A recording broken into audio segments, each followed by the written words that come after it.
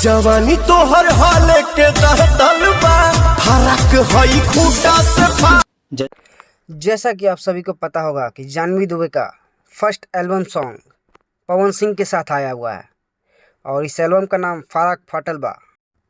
तो इसी एल्बम की खुशी में जाह्नवी दुबे को एक आईफोन गिफ्ट किया गया है और किसके द्वारा किया गया है और किसने किया, आगे इस वीडियो में आपको बताएंगे।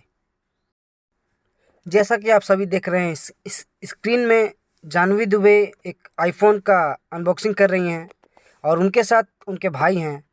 बहुत ही दोनों खुश लग रहे हैं।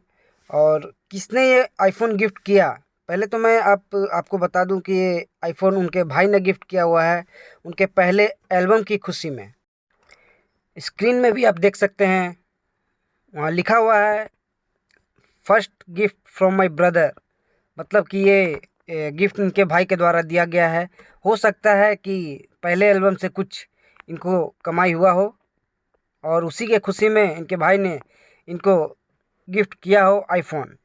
लगाई जा रही है कि और भी एल्बम पवन सिंह के साथ आएंगे और ये कब आएंगे और किस डेट पे आएंगे, सारा अपडेट आपको मेरे चैनल पे मिल जाएगा।